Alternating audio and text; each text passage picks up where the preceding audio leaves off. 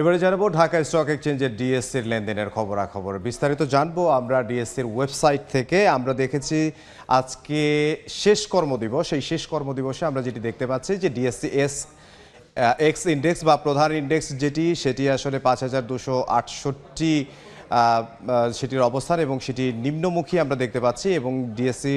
সরিয়া ইন্ডেক্স যেটি রয়েছে সেটি আসলে আমরা দেখতে পাচ্ছি যে ঊর্ধ্বমুখী 1059 আমরা দেখতে পেয়েছি, এবং ডিএসসি S30 ইন্ডেক্স সেটি 1994, এবং টোটাল আমরা যেটি দেখতে পেয়েছি যে শেয়ার বেচা বিক্রি হয়েছে 68,720টি এবং টোটাল ভলিউম ছিল এবং আমরা দেখেছি যে টাকার অঙ্কে যদি আমরা সেটি দেখি তাহলে সেটি আমরা দেখতে পাচ্ছি যে এই পর্যন্ত শেয়ারের দাম বেড়েছে 158টির এবং শেয়ারের দাম কমেছে 148টির এবং শেয়ার অপরিবর্তিত রয়েছে 80টির। আমরা গতকালকের যে ডিএসসির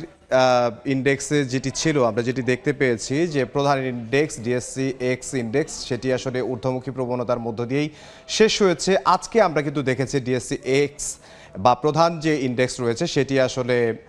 নিম্নমুখী প্রবণতার মধ্য দিয়ে শুরু হয়েছে আজকে শেষ কার্যদিবসে, এবং ডিএসসি সরিয়া ইন্ডেক্সও আজকেও ঊর্ধ্বমুখী প্রবণতার মধ্যে রয়েছে এবং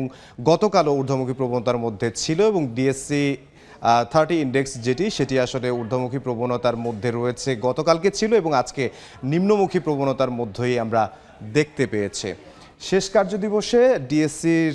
ইন্ডেক্সের যে ওয়েবসাইট আছে সেই ওয়েবসাইট থেকে এই পর্যন্ত আমার কাছে এই ছিল সবশেষ।